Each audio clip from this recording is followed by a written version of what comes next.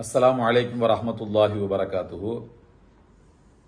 அன்புக்குரிய நேயர்களே, அண்மையில் பரங்கிப்பேட்டை, கடலூர் மாவட்டம் பரங்கிப்பேட்டை நகரத்தை சார்ந்த ரஹீமா பதிப்பகம் என்கின்ற ஒரு நிறுவனம் 2 மிக முக்கியமான நூல்களை வெளியிட்டது. அந்த நூலின் வெளியீட்டு விழாக்கள் 11ஆம் தேதி, அக்டோபர் 11ஆம் தேதி சென்னை அண்ணா சாலையில் அமைந்துள்ள மக்கா மஸ்ஜிதில் அதற்கான நிகழ்வு நடைபெற்றது. அந்த 2 நூல்களில் முதலாவது நூல் பூமான் நபியின் பொன்மொழி களஞ்சியம் என்பது. இந்த நூல் எகிப்து நாட்டைச் சார்ந்த மிக முக்கியமான 3 அறிஞர்கள் ஒன்று கூடி இன்னொரு மிக முக்கியமான அறிஞர் அதை மேலாய்வு செய்து வெளியிட்டிருக்கக்கூடிய நூல். 34 ஹதீஸ் நூல்களிலிருந்து ஆதாரபூர்வமான சஹீஹ் மற்றும் ஹசன் தரத்திலான ஹதீஸுகளை மட்டும் தேர்வு செய்து 8905 நபிமொழிகள் திரும்ப கூறல் தவிர்க்கப்பட்டு 8905 நபிமொழிகள் தொகுக்கப்பட்டிருக்கிறது. 58 அத்தியாயங்கள், 1296 பக்கங்களை கொண்டது இந்த நூல். இதனுடைய முதல் தொகுதிதான் தமிழில் வெளியிடப்பட்டிருக்கிறது. சுமார் 3 லட்சம் ஹதீஸுகளை ஆய்வு செய்து அவற்றிலிருந்து சஹீஹ் மற்றும் ஹசன் தரத்திலான நபிமொழிகள் மட்டுமே தேர்வு செய்யப்பட்டு 3905 ஹதீஸுகளை கொண்ட தொகுப்புதான் இந்த சஹீஹுல் குத்துபித் திஸ்ஆ என்கின்ற நூல். தமிழில் பூமான் நபியின் பொன்மொழி களஞ்சியம் என்று வெளியிடப்பட்டிருக்கிறது. இந்த நூலுடைய தனிச்சிறப்பு என்னவென்றால், ஒரு நபிமொழி ஒரு தடவை மட்டும் ஒரே ஒரு பாடத்தின் கீழ் மட்டுமே பதிவு செய்து வைக்கப்பட்டிருக்கிறது. திரும்ப கூறல் முற்றிலுமாக தவிர்க்கப்பட்டிருக்கிறது. 2வது சிறப்பம்சம், சஹீஹ் மற்றும் ஹசன் தரத்திலான நபிமொழிகள் மட்டும்தான் இதில் இடம்பெற்றிருக்கிறது. எல்லா அறிஞர்களும் ஒன்று சேர்ந்து ஒரு ஹதீஸை தஈஃப் என்று கூறிவிட்டால் அந்த ஹதீஸ் இதிலே இடம்பெறவில்லை. 3வது சிறப்பம்சம்,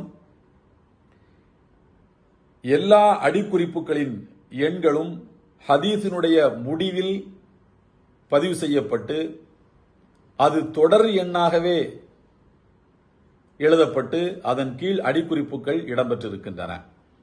அந்த வகையில் இந்த நூல் சஹீஹுல் புகாரி, சஹீஹ் முஸ்லிம் உள்ளிட்ட சிஹாஹு சித்தா எனப்படுகின்ற 60 நபிமொழி திரட்டுக்களை வாசித்த ஒரு அனுபவத்தை நமக்கு நிச்சயமாக தரும். இந்த நூலில் புகாரி கித்தாபையும் நாம் பார்க்கலாம், சஹீஹ் முஸ்லிம் என்கிற நூலையும் நாம் பார்க்கலாம்.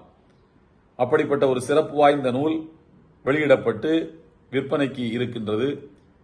தேவைப்படக்கூடியவர்கள், வாசிப்பில் ஆர்வம் உள்ளவர்கள், நபிமொழிகளை, சஹீஹான நபிமொழிகளை ஒன்றாக வாசிக்க வேண்டும் என்கின்ற தேட்டம் உள்ளவர்களுக்கு அவருடைய அறிவு தீனிக்கு ஒரு சிறந்த பரிசாக இந்த நூல் வெளியிடப்பட்டிருக்கிறது. அதை பயன்படுத்திக் கொள்ள வேண்டும் சமுதாயம். அடுத்தபடியாக இன்னொரு நூல் வெளியிடப்பட்டிருக்கிறது. அது நானிலத்தின் நன்மாதிரி நபிகள் நாயகம் ஸல்லல்லாஹு அலைஹி வஸல்லம் என்கிற பெயரில் வெளியிடப்பட்டிருக்கிறது.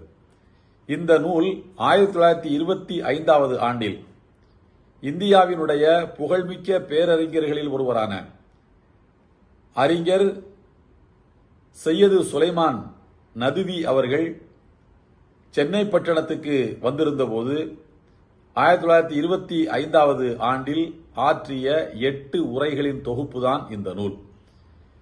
இந்த நூல் பகுத்தறிவு பூர்வமான கல்வியை கற்றிருக்கின்றோம் என்று சொல்லக்கூடியவர்களும், இஸ்லாத்தின் மீது ஐயங்களை பகுத்தறிவு ரீதியாகவும் விஞ்ஞான ரீதியாகவும் நாங்கள் எழுப்புகிறோம் என்று சொல்லக்கூடியவர்களும் கேட்கக்கூடிய கேள்விகளுக்கு சிறந்த பதிலை இந்த நூல் தருகிறது.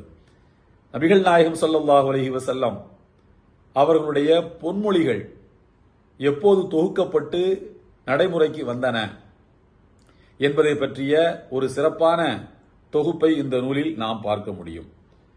அதேபோல இதனுடைய 7வது உரை வேதங்களை பற்றி ஒப்பிடக்கூடிய ஒரு உரையாக இருக்கிறது. அனைவரும் வாசிக்க வேண்டிய ஒரு உரை.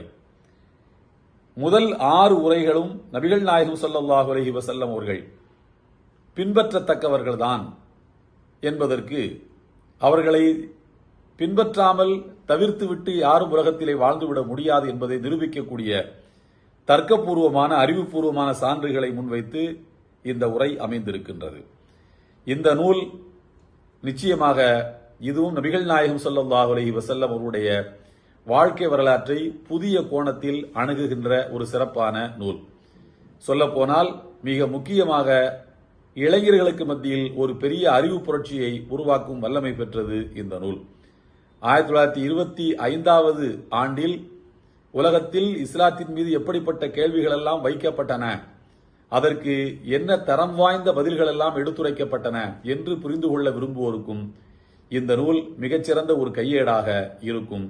எனவே இந்த 2 நூல்களும் இந்த சமுதாயத்துக்கு கிடைத்திருப்பது ஒரு பெரிய பொக்கிஷம், ஒரு திரவியம், ஒரு செல்வம் என்று நான் கருதுகிறேன்.